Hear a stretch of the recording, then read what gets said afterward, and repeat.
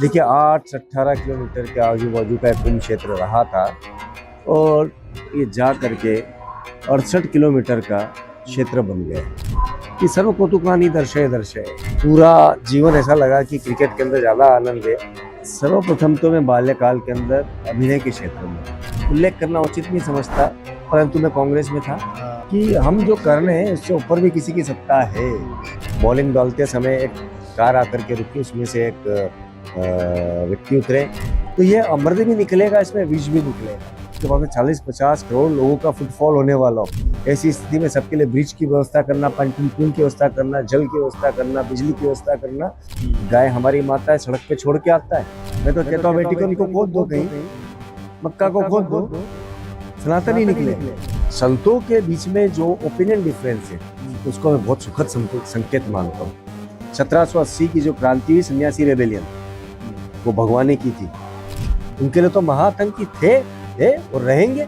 जीवन से कोई लगाव नहीं है, मृत्यु का कोई भय नहीं है। उनसे क्या लड़ोगे आप? क्या फारस बनाया किसी भगवान ने? क्या बांग्लादेश बनाया किसी भगवान ने? कि हिंदू धर्म ने या भारत अखंड भारत ने धर्म के आधार पर विश्व के किसी भूभाग पर आक्रमण किया या कब्जा किया? ये भगवान आतंकवाद जो शब्द कहने वाले उनको अल्पज्ञान। यदि यही किन्नर किसी विधर्मी के मदरसे की जा करके शान में काबिज हो जाते, तब सनातन का क्या होता? कि यदि कोई अभिनेत्री भी बन रही है महामंडलेश्वरी, जुना अखाड़े ने किन्नर अखाड़े को जब मान्यता दी, सर्वप्रथम बधाई देने वालों में मैं। कथावाचक की छिचोली मजाकों की आप देखते हैं वायरल होती है। देखिए कैसे महायोगी जिन्होंने इंडियन एयरफोर्स के लिए 3 युद्ध लड़े, जो हकलाता हो, आज वो आपके सामने बैठकर उनको दे रहा है। ये उन्हीं का तो मोटिवेशन है, उन्हीं पूरा विश्व जल रहा है। रूस जल रहा है, यूक्रेन जल रहा है, गाजा पट्टी जल रही है, इजराइल जल रहा है, बांग्लादेश में हिंदू मर रहे हैं। देखिएगा रूस यूक्रेन के लोग साथ में बैठ करके यज्ञ कर रहे हैं रोज कि आइए प्रेम को प्राप्त करिए। उत्तर प्रदेश का एक शहर है तीर्थराज प्रयाग, यानी तीर्थ स्थलों का राजा। इस तीर्थ स्थलों के राजा पर एक महापर्व हो रहा है, महापर्व जिसे महाकुंभ कहा जा रहा है। महाकुंभ जिसमें देश और दुनिया से लाखों करोड़ों की भीड़ आएगी और अपने हिस्से का पुण्य कमाएगी। और इन जनता के बीच इस जनता का मार्गदर्शन करने वाले तमाम संत, महंत, आचार्य महामंडलेश्वर और शंकराचार्य उपस्थित हैं। तो ऐसे ही तमाम विभूतियों के मध्य हमारे बीच आज एक ऐसे व्यक्तित्व हैं जो किसी परिचय के मोहताज नहीं हैं। तो महाराज जी, सर्वप्रथम स्वागत है आपका प्रयाग की पावन धरा पर। और मैं लगभग सभी साक्षात्कारों की शुरुआत ऐसे ही करता हूँ कि आपका प्रयागराज और महाकुंभ, दिव्य कुंभ, भव्य कुंभ का अनुभव कैसा रहा? बेहद अच्छा रहा। इसके अंदर आध्यात्मिक रूप से मिली जुली कुछ स्थितियां रही हैं और उसके अंदर मिली जुली के अंदर दुख का भाव कहीं नहीं है, क्षोभ का भाव कहीं नहीं है, चिंतन का भाव अवश्य है। देखिए 8 से 18 किलोमीटर के आजू बाजू का एक कुंभ क्षेत्र रहा था और ये जा करके 68 किलोमीटर का क्षेत्र बन गया। तो आप एक चीज़ मुझे बताइए कि 68 किलोमीटर के इस व्यापक विस्तार के बाद में देश काल परिस्थिति में कितने परिवर्तन आए होंगे, और वो परिवर्तन इस कुंभ के अंदर विशेष तौर पर दृष्टिगोचर है। डिजिटल है, यहाँ पर जो भी विषय सार वस्तु जितने भी अभिव्यक्त हो रही हैं उनके अंदर आधुनिकता का संपुट भरपूर रूप से है। रियल और रियल दोनों का संघर्ष भी है। तो वहीं पर एक भाव ये भी है कि सबसे उच्चतम ग्लैमर की दुनिया से निकल करके कोई व्यक्ति कैसे संन्यास धारण कर लेता है। कोई महान पढ़ा लिखा व्यक्ति जो अपने आप को साबित करता है, जिसको घर वालों ने नशेड़ी घोषित कर दिया हो, और वो आकर के यहाँ पर ज्ञान की बातें करने लगता है और जनता उसको सर आंखों पर बिठाने लगती है। इसे अनेक चीज़ें हैं जिनका कौतूहल जो है दत्त चिंतन के अंदर निकल करके आते हैं। क्योंकि दत्त के मंत्र में लिखा है, हमारे जो अधिष्ठाता है दत्तात्रेय के, उनका कहना यह है, उनके मंत्र का चिंतन में ये निकल करके आता है कि सर्व कौतुकानी दर्शय दर्शय। जितने कौतुक है आप दत्त का मनन करेंगे, चिंतन करेंगे तो दिखेंगे ही दिखेंगे। तो मेरे लिए तो दत्त चिंतन का क्षेत्र है। तो मन मुस्कुराते हुए सारे देख रहा हूँ कि यहाँ पर क्या क्या चीज़ें दिख सकती हैं और ऐसी जिनको देख करके अनुभूति हो, आनंद की भी तो विस्मय की भी, शोभ की भी तो हास्य की भी, यही है। बड़ी अच्छी पंक्ति कही आपने, क्षोभ की भी और हास्य की भी। तो मेरा अगला प्रश्न ये है कि आप जैसे जीवन के शुरुआती दौर में जब पढ़ाई के समय छात्र संघ में रहे, छात्र राजनीति में सक्रिय रहे और उसके बाद राजनीति में भी रहे और तत्पश्चात संन्यास जीवन शुरू हुआ। तो ये कैसे, मतलब कि राजनीतिक जीवन से संन्यास जीवन?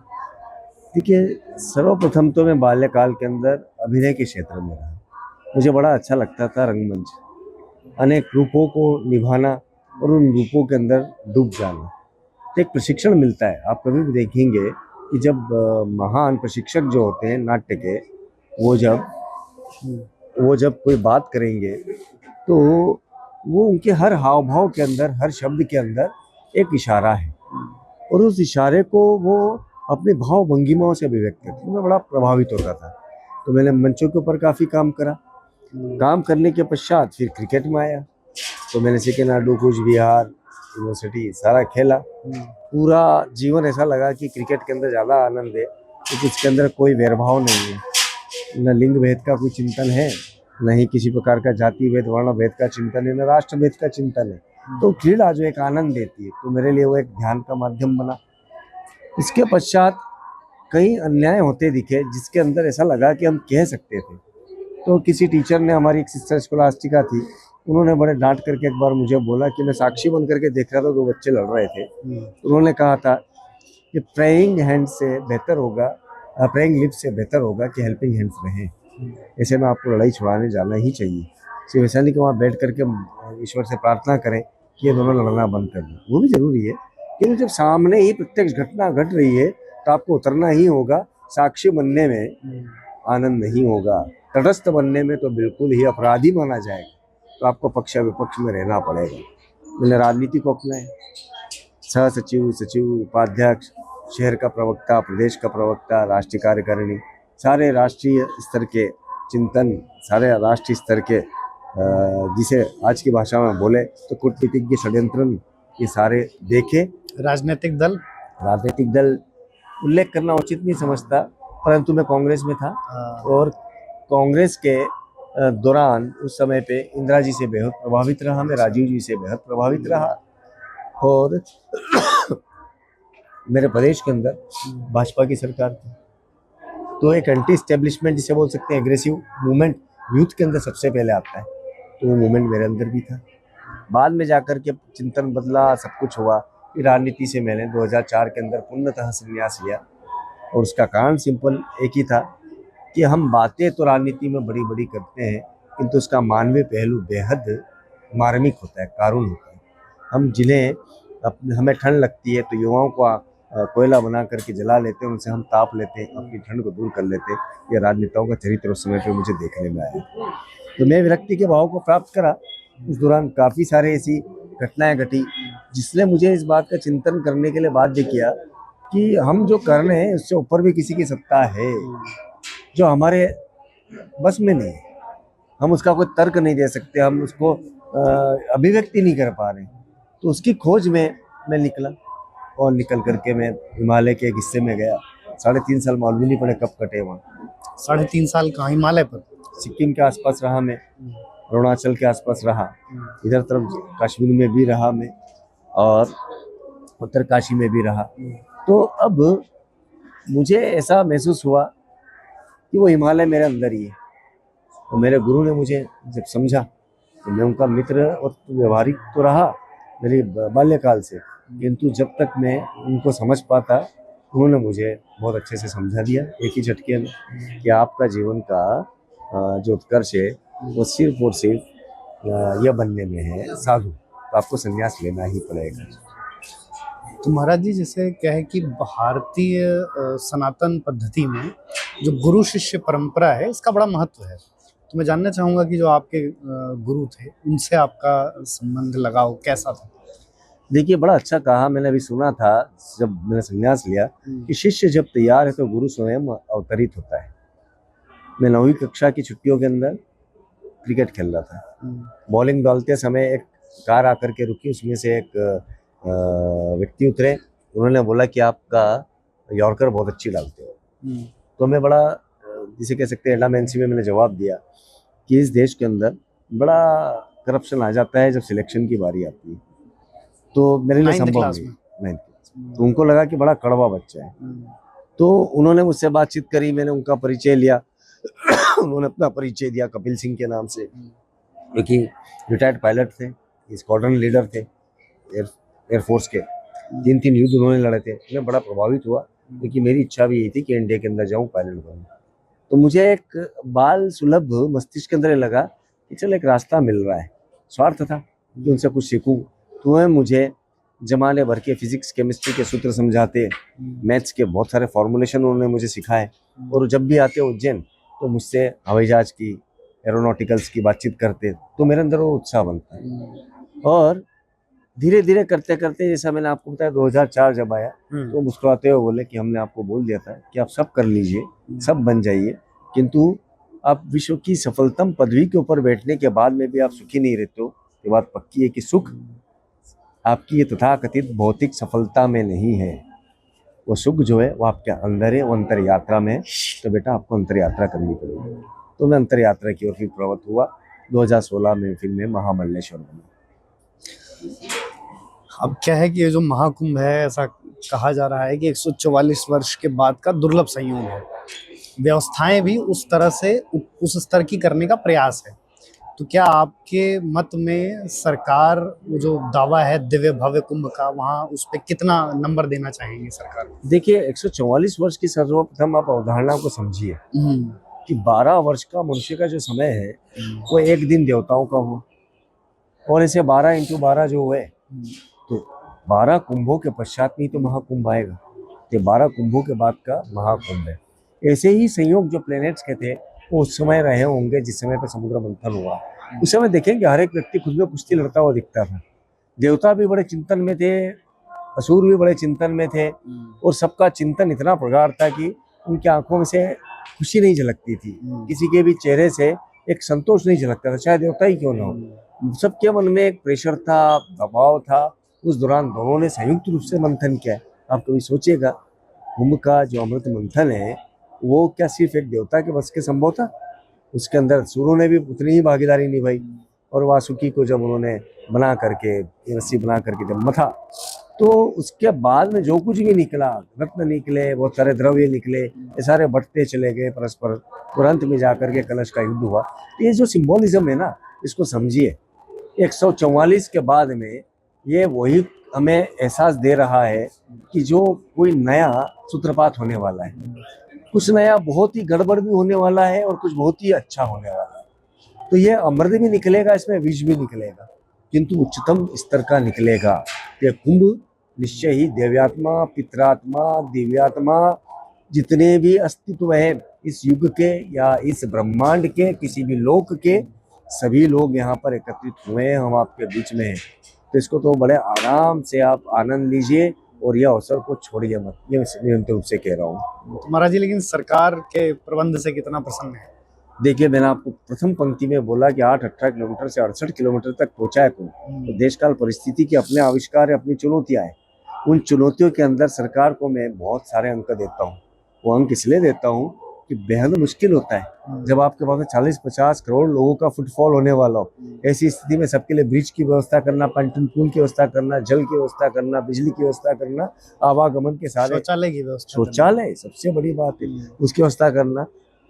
और एक अंदाजा लगाइए, इतने धुएं जलते हैं, इतने धुएं के लिए ईंधन की व्यवस्था करनी, इन सबके रहने की व्यवस्था करनी। आज यदि किसी के पास शिविर नहीं है तब भी वो बिना छत के नहीं जा रहा है वापस, वो कहीं ना कहीं रुक रहा है और बहुत अच्छे के साथ में यहाँ पर रह रहा है। तो सरकार की व्यवस्थाओं से मैं संतुष्ट हूँ। महाराज जी, धर्म संसद का आयोजन हो रहा है, कई मुद्दे हैं, जैसे गाय, गंगा, जबरन धर्मांतरण और इस तरह के और भी कई विषय। तो आपकी सहभागिता होगी या आपका इसमें कोई मत रखने की योजना है? देखिए, मेरा मत मैं रख चुका, आप लोगों के माध्यम से, भिन्न मीडिया के माध्यम से और भिन्न संतों के माध्यम से स्पष्ट है।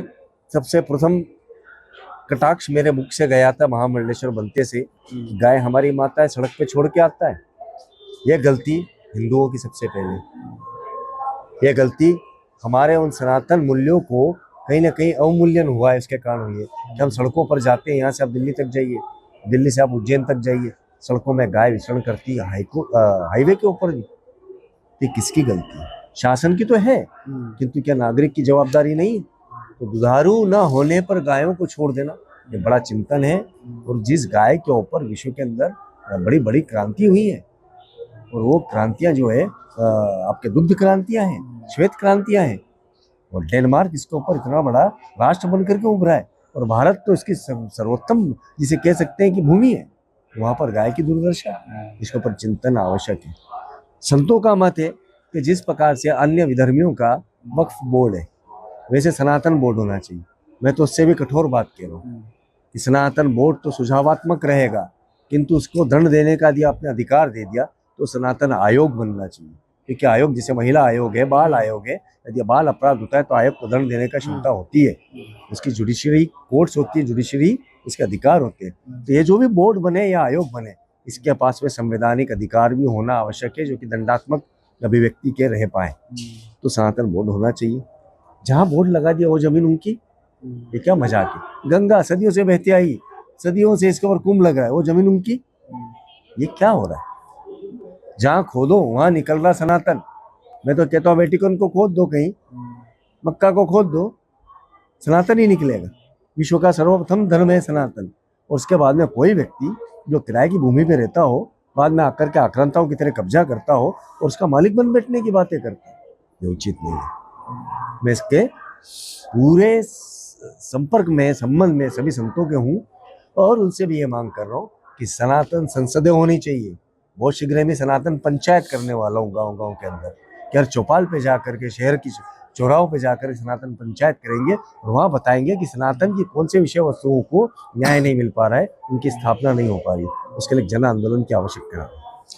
महाराज जी, जब जनता संतों की तरफ निहारती है तो उसे संत समाज दो धड़ों में बटा हुआ नजर आता है, एक सरकार विरोधी, एक सरकार समर्थक। तो ऐसे में कितना कठिन होता है किसी एक तरफ होना या बीच में रहकर अपनी बात कहना? देखिए, मैं तटस्थ कभी भी नहीं रहा। मैंने आपको कहा तटस्थ का मायना ये होता है कि अब मैं किसी पौराणिक पात्रों का नहीं बोलूंगा, पर विश्व जानता है कि पौराणिक युद्धों के अंदर 5000 साल के इतिहास में 15,000 से ज्यादा युद्ध और क्रांतियां हुई हैं। उसके अंदर सर्वाधिक चर्चित क्रांतियां कौन सी हुई? यदि हम पुराणों में जाएं तो महाभारत की क्रांति, उसमें जो तटस्थ रहा उनकी स्थितियां आपने देखी है। उनको युद्ध का हिस्सा बनना ही पड़ा था, और जो नहीं बन पाया उनको इस कलिकाल के अंदर जाकर के थोड़ा स्थान मिल पा रहा है, अन्यथा स्थान नहीं मिला है। सतयुग में, त्रेता में, द्वापर में कभी नहीं मिला, तो कलिकाल में थोड़ा स्थान मिल पा रहा है। दूसरा विषय है अहिंसा की क्रांति, महात्मा गांधी की। उस समय पे जो भी व्यक्ति घर में बैठ करके तटस्थ रहा है, उनका क्या इतिहास है, उनका क्या यशोगान करोगे आप? तो पक्ष तो रखना पड़ेगा। संतों के बीच में जो ओपिनियन डिफरेंस है, उसको मैं बहुत सुखद संकेत मानता हूँ। सुखद संकेत इसलिए कि शंकराचार्य की पद्धति के अंदर शास्त्रार्थ का एक परंपरा है। उस परंपरा के अंदर संतों को ही चाहिएगा कि पक्ष भी वही, विपक्ष भी वही, सापक्ष भी वही और निष्पक्ष भी वही।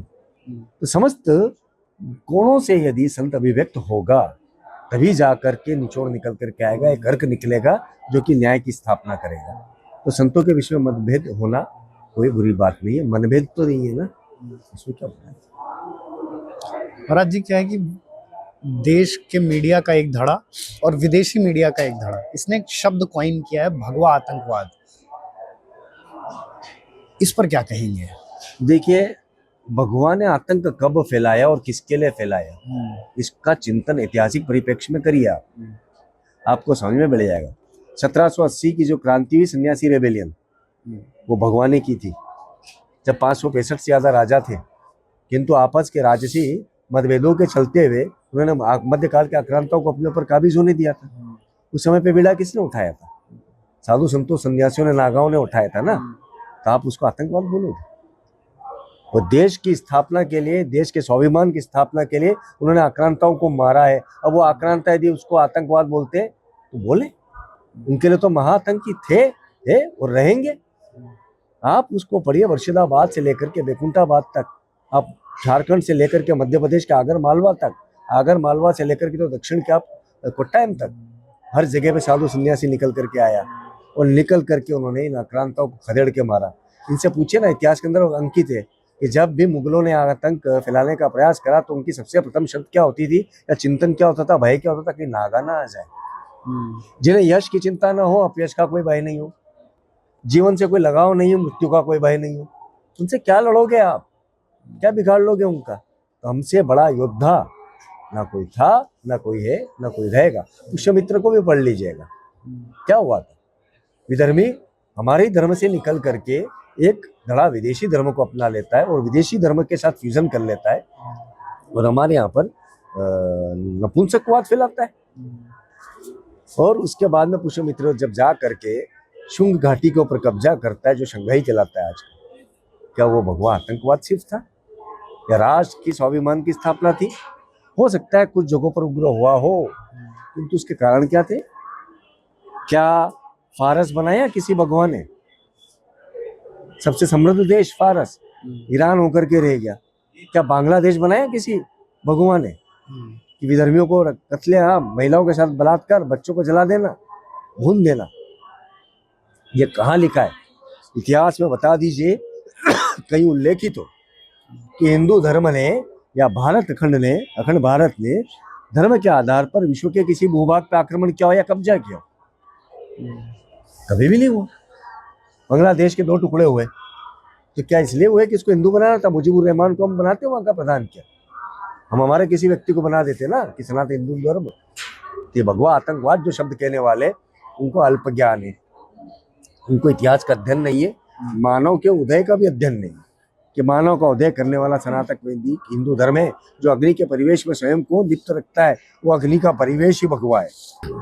हाल ही में एक महामंडलेश्वर चुनी गई और एक चुनी गई कुछ समय पहले जगत गुरु शंकराचार्य किन्नर अखाड़े से। इसको लेकर अखाड़ा परिषद पर काफी आरोप लगते हैं, लोगों में विरोध है, संतों का भी एक ऐसा हल्का है जो इस पूरे प्रक्रिया का विरोध कर रहा है। आपका क्या मत है? देखिए, देश काल परिस्थिति में बिना अवधारणाएं बदलती है। भारतीय वेदांत के अंदर जितना भी हमारा अनुष्ठान है, पूजा है, उसके अंदर अश्वनाग किन्नर, मैं फिर से बोलो, अश्वनाग किन्नर गंधर्व, सबका अपना महत्व है। जुना अखाड़े ने किन्नर अखाड़े को जब मान्यता दी, सर्वप्रथम बधाई देने वालों में मैं रहा।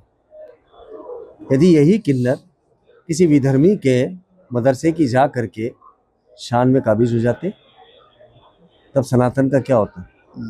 यदि कोई आवरण ओढ़ करके कोई भी व्यक्ति कुछ प्रदर्शित करता है, प्रदर्शन करता है और उसके आचरण के अंदर भी भगवा आ जाता है, सनातन आ जाता है, उसमें क्यों चिंता करना है?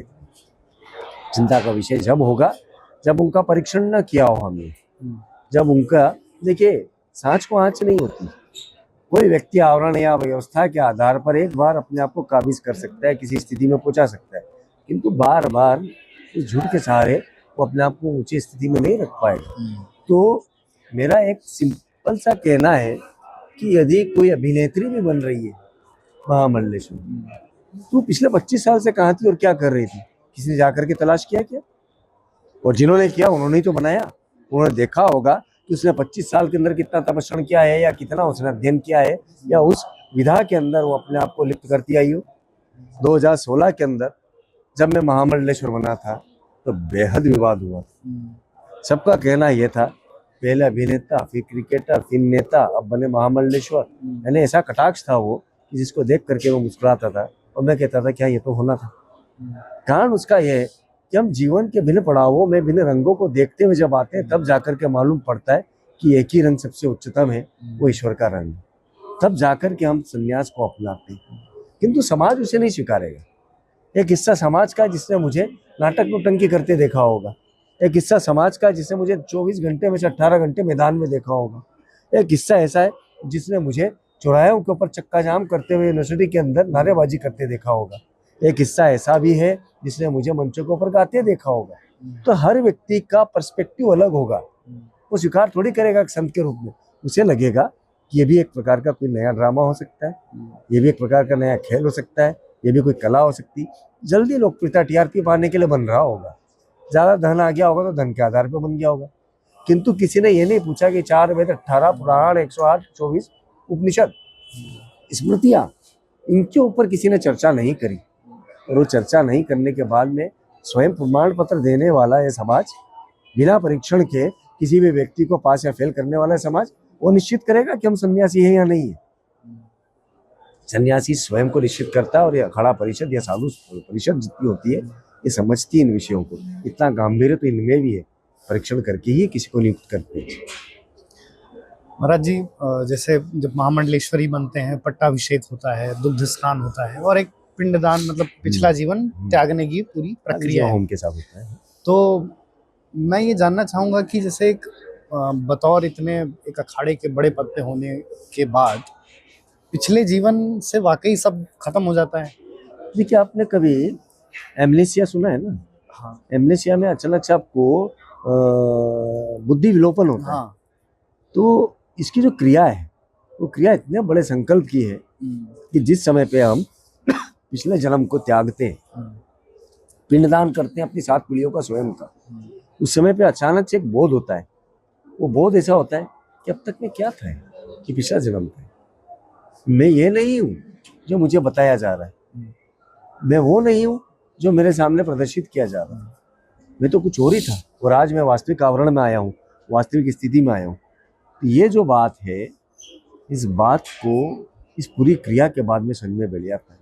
जब रात भर आप जल के अंदर रहते हैं, रात भर आप एक प्रकार के पिनेस में रहते हैं, और उसके बाद में सुबह उठते हैं तो आपको अपने माता पिता भी ऐसे लगते हैं कि ये बहुत सालों पहले कहीं देखा था, इनको मिला था, पिछले जन्म की यादें, आप डिस्कनेक्ट हो जाते हैं। तो यह आत्मा की मुक्ति है। दुख नहीं होता महाराज जी? नहीं जी, ना कोई दुख, ना कोई सुख, ना कोई हर्षोल्लास होता है, ना कोई दुख होता है। एक विचित्र सी दिव्य शांति महसूस होती है, और वो शांति आज तक, आपने सवाल पूछा, उस सवाल के बाद भी वो शांति मुझे वापस होने लगी, जो बोध कराती है कि हाँ, मैं किसी भी विषय सार, किसी भी विषय वस्तु पे कितना भी बात कर लूँ, क्योंकि प्रारब्ध के संचित स्मृतियाँ भी तो आती है, इससे जन्म की पढ़ाई भी इस जन्म में काम आती है, तो वो आपको निकल करके आ रही है। किंतु वास्तव में आप मुक्त हैं, आप किसी भी प्रकार के बंधन में नहीं। ये सत्य है कि जब संन्यास लेते हैं तो पिछले जन्म की स्मृतियाँ रह करके स्वप्नों में आती जरूर है, किंतु वो प्रभाव नहीं डालती। महाराज जी, इस महाकुंभ में, क्योंकि इसे डिजिटल महाकुंभ भी कहा गया, तो क्या है कि उसके कुछ तो सकारात्मक प्रभाव हैं कि लोग, कुंभ का इतना प्रचार हुआ कि इतने लोग आ रहे हैं, 40 करोड़ लोगों की संभावना है, लेकिन एक दुष्प्रभाव भी हुआ कि एक जो रील कल्चर है, जो सोशल मीडिया इन्फ्लुएंसर्स हैं, जो अगर और मैं सधे शब्दों में कहूँ तो चिमटा खा रहे हैं, तो क्या है कि ये भी चीज़ देखने को मिली है। तो इस जो ये व्यूज़ का खेल है, व्यूज़ की अंधी दौड़ है, इस पर क्या कहेंगे? देखिए, रील्स और रियल, मैंने आपको पूर्व में कहा, तो रियल और रील के अंदर सबसे ज़्यादा महत्व रखता है फील, कि आपका भाव क्या है। रियल के अंदर आप भाव देखेंगे तो आप उनको देखना चाहिए जिन्होंने अपने जीवन को आहूत करके, जैसे आपने पूछा, कि वो संन्यास धारण करते हैं, और समाज के लिए, और इस प्रकृति के लिए, और इस प्रकृति के अंदर वो अपना योगदान देते हैं अपने मंत्र जाप के जरिए, अपने नाद और बिंदु यानी कि मंत्र के जरिए, तंत्र के जरिए, यंत्र के जरिए, अपनी तपस्या के जरिए। और आप उनको न दिखा करके उनके आवरण को दिखा रहे हैं, उनकी नग्नता को आप विचित्र मखौल के रूप में दिखा रहे हैं, आप उनसे ऐसे ऐसे सवाल पूछ रहे हैं, सेल्फी की डिमांड कर रहे हैं। उन्हें क्या फर्क पड़ रहा है कि आपके साथ फोटो लेने में उनको भी फर्क पड़ रहा है? वो नाराज तब होते हैं। इसके अंदर, डिजिटल के अंदर एकमात्र कमी यह आई है कि लोगों ने अपने आप को सेलिब्रिटी मान लिया है। हर एक व्यक्ति जब से हाथ में मोबाइल आया है, वो अपने आप में खुद सेलिब्रिटी हो गया है। उसको लगता है कि उसे 2 रील क्या बनाई, वो तो फिल्म अभिनेता हो गया, और उसको तो दुनिया देख रही है। एक बार वायरल क्या हो गया तो उसकी पूरी हाव भाव चाल ही बदल जाती है, स्वमुग्ध भाव के अंदर जीने लगता है। तो ये स्वमुग्धता के अंदर वो कहीं ना कहीं भ्रमित है, सेल्फ हिप्नोटाइज्ड है, और वो घातक होता है। वो व्यक्ति को काल बलि की जेल में ले जाता है, जो स्वयं के ब्रह्मा विष्णु महेश का क्रिएशन कर लेते हैं और लोगों को भ्रम पैदा कर देते हैं, और राक्षस कि यही ब्रह्मा विष्णु महेश है, और लोग भी उसी के भ्रम के अंदर बड़े आनंद से रहते हैं। किंतु जब वो भ्रम टूटता है, वो स्वप्न जब निकलता है, जब आस्था टूटती है, तो कहीं के भी नहीं रहते। ये वर्चुअल वर्ल्ड का ये जो माया जगत जो है, इसका अपना उपयोग है, किंतु वो अध्यात्म के अंदर उस उच्चता को प्राप्त नहीं कर पाया। माया जगत जो कि वाकई में हमारा आध्यात्मिक जगत प्राप्त कर पाए। तो रील और रियल के इस फेयर के अंदर हम सबकी जवाबदारी है, चाहे मैं हूँ, चाहे आप हो, चाहे समाज हो, चाहे समाज का प्रबुद्ध वर्ग हो, कोई भी, कि हम वो जो लोग आवरण को अपना रहे हैं उनको हम आचरण में भी वापस लाएं जो उन्होंने अपनाया है। उनको समझाना होगा। तो साधु संतों के साथ भी ये दिक्कत है कि वे क्या चाहते हैं कि बेहद जल्दी प्रचार कर जाएं। कथावाचक की छिचोली मजाकों की आप देखते हैं वायरल होती है, गंदी बातों को वो हंसी मजाक में बोल जाते हैं कुछ कथावाचक जो कि प्रोफेशनल्स हैं, और वो उचित थोड़ी ना है। वो सनातन के लिए उचित है क्या? आप प्रसारित करिए ना किसी वेदांती का, आप प्रसारित करिए ना किसी योगी का जिसके अंदर बहुत मल्टीवर्सेस की थ्योरी हो, जिसके अंदर एक भाव हो कि किस प्रकार से हमारे वैज्ञानिक जितने अनुसंधान हुए, जितने भी खोजें हुई है हमारे वेदांत के अंदर निहित है। हमारे ऋषियों की स्मृति जो कि डॉक्यूमेंटेड प्रूफ है उनके अंदर है। हमारी जितनी भी चिकित्सीय प्रणालियाँ हैं वो विश्व की, आज की आधुनिक विज्ञान की, वो सारी हमारे उन्हीं ग्रंथों के अंदर निहित है। उनसे निकल कर के आई है। रसायन विज्ञान आप देख लीजिए वो कहाँ से निकल कर के आए। इन विषयों की आप लोग यदि रील को वायरल करते हैं, इससे भारत का भला होगा और समस्त मानवता का भला होगा। तो हम विश्व गुरु की बातें तो कर रहे हैं, किंतु हमें इस प्रकार के लोगों को ये समझाना आवश्यक है। नहीं समझते तो दंड देना भी आवश्यक है। जिस प्रकार से सेंसर बोर्ड होता है ना, उस प्रकार से एक वर्चुअल या डिजिटल बोर्ड भी होना आवश्यक है कि जिसके अंदर मॉनिटरिंग या सर्वेलेंस इतना उच्च कोटि का हो, यदि कोई भी व्यक्ति विषय वस्तु से थोड़ा सा भी भटके तो उसका, उस रील का या उस क्लिप का अस्तित्व ही समाप्त कर दिया जाए। होता है, ये संभव है शासन के लिए। थोड़ी और मेहनत करें। महाराज जी, यहाँ आने से पहले मैं पढ़ रहा था आपके गुरु पायलट बाबा, तो क्या हमने तो उनके दर्शन भी नहीं किए, कर नहीं पाए, ऐसा कह लीजिए, संयोग भाग्य में नहीं रहा। लेकिन कहा जाता है कि वो जैसे उन्होंने एक बार जल समाधि ली, भू समाधि भी ली कई दिनों तक, सैकड़ों बार। तो उनके बारे में ऐसा कुछ बताइए जो दर्शकों को पता लगे। देखिए, कैसे महायोगी जिन्होंने इंडियन एयरफोर्स के लिए 3 युद्ध लड़े, और 71 के युद्ध के अंदर उनके विमान में आग लग गई, शेल लगा होगा दुश्मन की तरफ से, आग लग गई। देखिए, उस समय का विज्ञान इतना आधुनिक नहीं था कि कॉकपिट से सेल्फ इजेक्शन हो जाए और पैराशूट के साथ में बाहर आ जाए व्यक्ति। ये पक्का था, मृत्यु निश्चित थी। उसी दौरान उनके कॉकपिट के अंदर एक साधु आया, उन्होंने आकर के उनके सिर पर हाथ रखा और समाधि में बैठा दिया। आँख खुली तो भारतीय वायुसेना के जितने जवान थे, जितने पायलट थे, और टोपियाँ उछाल करके जश्न मना रहे थे, और ये अचंभित थे कि जिंदा कैसे होंगे। उन्होंने उसी रोज इस्तीफा देने का मन किया, फैसला लिया और इस्तीफा दे दिया, और निकल पड़े खोज में उस साधु की वो कौन था। क्योंकि उनके लिए भी ये सवाल था कि हम जितना अस्तित्व देख रहे थे, हजारों 35-40 हज़ार फीट की ऊंचाई, 70,000 की फीट की ऊंचाई, उसके ऊपर यदि कोई आत्मा आ सकती है तो ये क्या विषय था, ये कौन सा विज्ञान है। तो खोजा, उनको उस खोज के अंदर वो मिल गए नेपाल की तरफ, हिमालय में हरि बाबा उनके गुरु, और उसके बाद में उन्होंने उनको समाधि के अंदर पारंगत किया, दीक्षित किया। जब समाधि में पारंगित हुए तो उन्होंने, विश्व के ऐसा कोई सा देश नहीं बचा था उस समय का आधुनिक जिसमें जाकर के उन्होंने विज्ञान को चुनौती न दी हो। एयरटाइट ग्लास के अंदर पानी भर दीजिए, मैं उसके अंदर 7 दिन रहूंगा, 8 दिन रहूंगा, 10 दिन रहूंगा। गड्ढा खोद दीजिए, मैं भूमिगत समाधि में रहूंगा, ऊपर से बंद कर दीजिए। ना एनाबोलिज्म है, ना मेटाबॉलिज्म है, ना पानी है, ना शौच क्रियाएं हैं। उसके बाद भी जीवित निकलते तो पहले से ज़्यादा खूबसूरत, पहले से ज़्यादा युवा, पहले से ज़्यादा रिफ्रेशिंग। तो ये विज्ञान जो था, समाधि का विज्ञान, वो हिमालयन सिद्ध परंपरा के अंदर उन्हें मिला, और उनके जरिए हम सभी लोग को धीरे धीरे मिलता चला जाता है। तो ये स्पष्ट है कि हमारा भारतीय योगांत वेदांत जो है ये बेहद अभूतपूर्व है, अलौकिक है। इसके ऊपर कोई भी व्यक्ति अनपढ़ हो, चाहे सामान्य से किसी से भी पढ़वा ले, किताब पढ़ने लग जाए, तो ध्यान की उन गहराइयों को प्राप्त कर लेता है, ज्ञान की उन उच्चतम बिंदुओं को प्राप्त कर लेता है, जो कि विश्व का कोई भी व्यक्ति नहीं कर पाया। तो मेरे महायोगी जिनके बारे में कहा गया, जिसे वेंकटेश के बारे में कहा गया कि महायोगी वेंकटेशो समो देवा भूतो न भविष्यति, वैसे मेरे गुरु समान महायोगी न भूतो न भविष्यति। मेरे जीवन में तो हर पल उनके कारण चमत्कार। अभी मैं आपके साथ बैठा हूँ, आप विश्वास करेंगे कि वो मुझे इसी मुद्रा में बैठाते थे, स्वयं सामने जाकर के बैठ जाते थे, थोड़ी पे हाथ रख करके, और बोलते थे कि बोल, अभी भी मेरे सामने है। और जिसकी वाणी लड़खड़ाती हो, जो हकला हो, दिखलाता हो, आज वो आपके सामने बैठ कर के इंटरव्यू दे रहा है, तो ये उन्हीं का तो मोटिवेशन है, उन्हीं की तो प्रेरणा है, उन्हीं का शक्तिपात।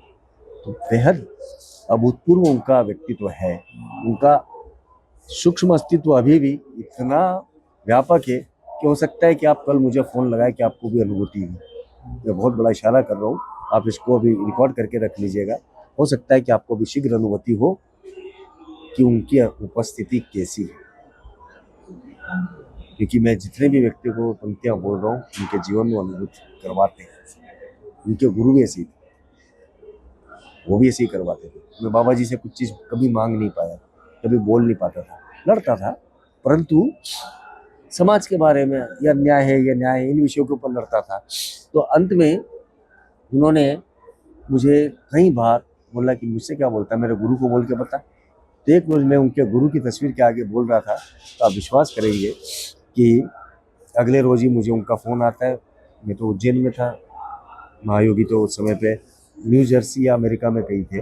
उनका फ़ोन आता है कि इतनी शिकायतें भी मत क्या कर कि मेरा गुरु मेरे को परेशान करने लग जाए। अब आप एक चीज़ बताइए, हम सूक्ष्म विज्ञान की ओर कितने उच्चतम बिंदु पर हैं कि हमारा महायोगी उनके गुरु की तस्वीर को हम कुछ बोल दे तो सुन लेता है। अब तो स्वयं सूक्ष्म स्तर पे है, तो उनको हम बोलेंगे तो क्या नहीं सुनेंगे, सब सुनते हैं।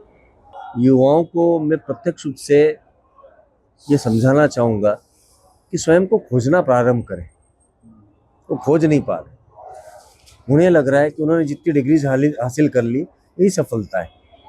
जिसने भी लिख दिया कि सक्सेस इज काउंटेड स्वीटेस्ट, उस व्यक्ति की बात को नकार दीजिए, खारिज कर दीजिए। बिना नीति के, बिना चरित्र के प्राप्त की गई सफलता या जीत काय की स्वीटेस्ट, क्या काम कर रही है वो? आपको लगातार गुलामी की परंपरा में डाला चला जा रहा है। आपको ये कहा जाएगा तू ये करता था यही कर, तुम्हें यही बनना है, ऐसा ही रहना है। वो देख वो कैसा बन गया, किसी से कोई तुलना नहीं, कोई प्रतियोगिता नहीं, किसी भी प्रकार का कोई भी आडंबर नहीं। तो ये जो विषय वस्तु है वो आप मान करके चलिए कि इस देश के युवा को समझना होगा। देखिए, विवेकानंद जी ने कहा था कि संपूर्ण विश्व प्यासों की तरह आपकी ओर तक रहा है, कि एक चमत्कार भारत से निकलेगा और संपूर्ण विश्व को सरोबार कर देगा। अब वो समय आ गया है। ये धर्म के पुनर्जागरण का ही दौर नहीं है, ये विश्व के अंदर भारत को एक कुल गुरु के रूप में, विश्व गुरु के रूप में स्थापित होने का समय आ गया। और कौन करेगा? हमारे देश का युवा करेगा। उसे समझना होगा कि विश्व का जितना भी विज्ञान है, जितना भी भौतिकतावाद है, उन सब की जो मौलिक आधार है वो हमारा सनातन वेदांत है। तो युवा यदि वापस से निकल करके आते हैं, वैदिक जीवन की ओर आते हैं, वैदिक जीवन शैली की ओर आते हैं, तो निश्चय ही पूरे विश्व को विश्व शांति का सूत्रपात भी यहीं से होगा। हम देख रहे, जल रहा है, पूरा विश्व जल रहा है, रूस जल रहा है, यूक्रेन जल रहा है, गाजा पट्टी जल रही है, इजराइल जल रहा है, बांग्लादेश में हिंदू मर रहे हैं, पूरा विश्व शांति की तलाश में। और शांति देने का कार्य भारत को करना है। और वो भारत कैसे कर पाएगा? वो भारत तब कर पाएगा जब हमारे यहाँ का युवा जागेगा, यानी उठेगा और यश की प्राप्ति करेगा। तो उसको पुनः उतना ही मेधावी होना पड़ेगा, उतना ओजस्वी होना पड़ेगा। तो उसको सहजता से समझना चाहिए कि भारतीय मूल्यों का स्थापना कैसे हो रही है। आप इस हमारे शिविरों में आइए, देखिएगा, रूस यूक्रेन के लोग साथ में बैठ करके यज्ञ कर रहे हैं रोज। जापान जिसने इजराइल के कोरिया के ऊपर 30 साल से ज़्यादा राज करा, जापानीज और कोरियन हमारे यहाँ बैठ करके वेद मंत्रोपचार कर रहे हैं। आप विश्व का ऐसा कोई सा वैमनस्य वाला, परस्पर प्रतियोगिता वाला, प्रतिद्वंदिता वाला विचारधारा नहीं देखेंगे जो यहाँ पर शांति के सूत्रपात के अंदर है। तो ये उनको समझना होगा। मैं समस्त युवाओं को आपके माध्यम से आमंत्रित करता हूँ कि आइए और प्रेम को प्राप्त करिए, क्योंकि प्रेम आपने नहीं किया तो मेरे पास नहीं आ सकते। प्रेम यदि आपके हृदय के अंदर सूत्रपात है, उसका बीजांकुरण है, तभी विश्वास की स्थापना होगी। और विश्वास जब हो जाएगा तो शांति की स्थापना होगी। तो प्रेम, विश्वास, शांति का त्रिगुणात्मक सूत्र भारत अपनी जननी जन्मभूमि से देता है, उसको आत्मसात कीजिए। जी। तो इस उम्मीद के साथ, इस अभिलाषा के साथ कि इस वार्तालाप के सकारात्मक पहलुओं का प्रचार होगा, प्रसार होगा, और महापर्व महाकुंभ से जितने भी धार्मिक, सांस्कृतिक और सामाजिक पक्ष निकलेंगे, उनका सकारात्मक प्रभाव होगा, उनका प्रसार होगा।